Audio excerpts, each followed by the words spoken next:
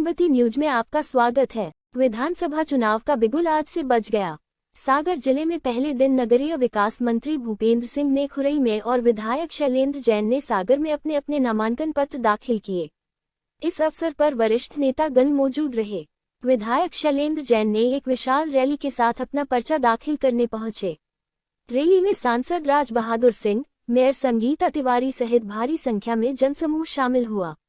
बाजी गाजे और नारों के साथ रैली शहर के विभिन्न मार्गों से गुजरी। इस दौरान कई जगह फूल बरसाकर स्वागत किया गया।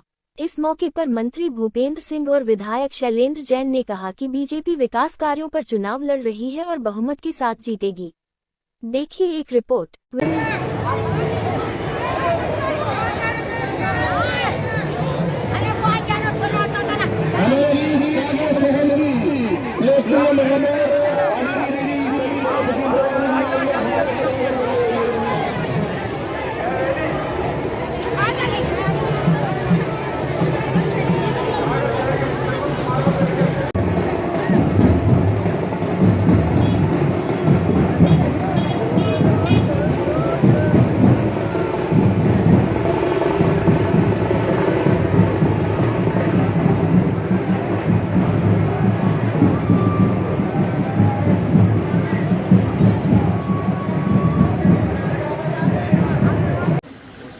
यात्रा को आगे बढ़ाने के लिए हम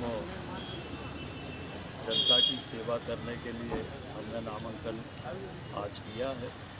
तो खुरई की विकास यात्रा को आगे बढ़ाना है और जनता की रात्रि सेवा करना है। भैया आप कितने मतों के बाद दर्ज करवाएंगे? ये तो जनता तय करेगी।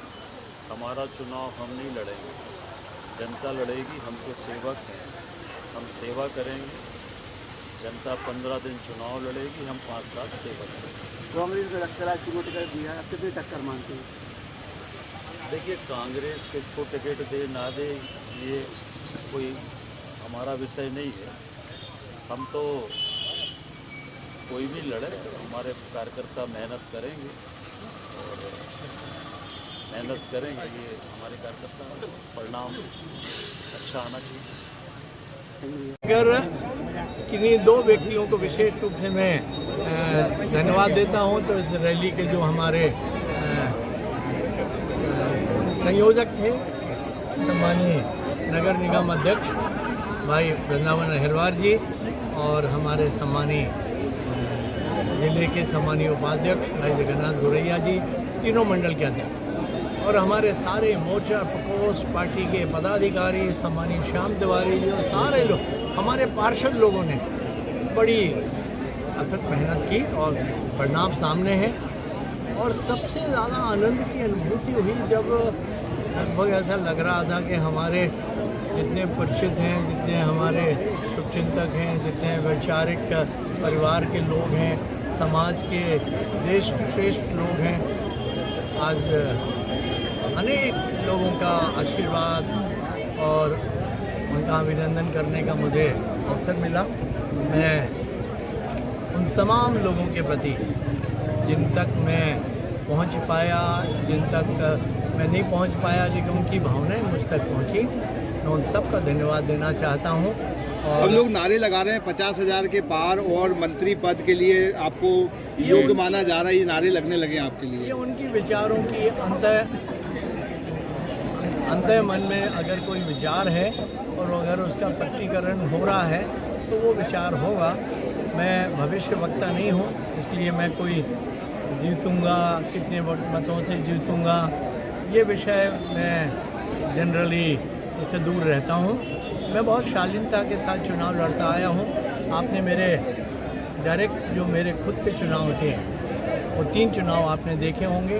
कभी आपने मेरे मुंह से हमारे प्रतिद्वंदी के विषय में एक आरोप नहीं सुना होगा। मैं नामांकन जमा कर दिया है तो किन मुद्दों को लेकर जनता के बीच जाएंगे आप?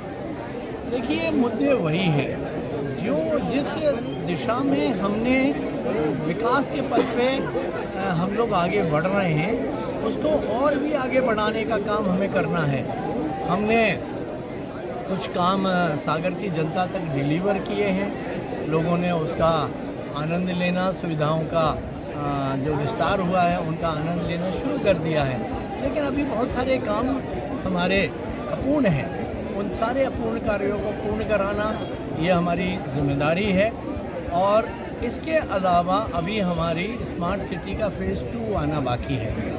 इस कालखंड में जब वो फ़ेज़ 2 आएगा तो जो बाकी के रिमेनिंग वर्क हैं वो सारे तमाम कार्य सागर की जनता के सहयोग से उन तमाम कार्यों को हमें पूर्ण कराना है।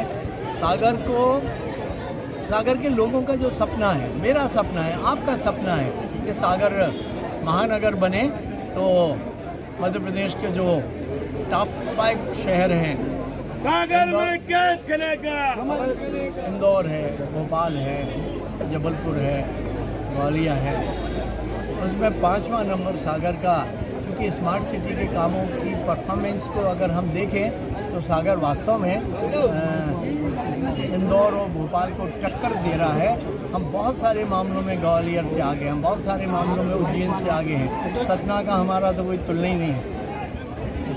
हमने स्मार्ट सिटी के पैसे का जिस तरह से यूटिलाइजेशन किया है, प्लानिंग की है, ऑफकोर्स सागर की जनता का उसमें इनपुट बहुत है। सागर की जनता से जो हमें फीडबैक मिलता था, उस फीडबैक को ऐड ऑन कर करके और योजनाएं बनाई हैं। योजनाओं के क्रियान्वयन में मैं आपको, क्योंकि मैं सच्ची बात कहने का हिमायती हूँ, ये ज़रूर हो सकता है कि क्रियान्वयन में कमियां रह गई हों। मैं तो ये मानता हूँ कि जब हमने अपना मकान बनाया था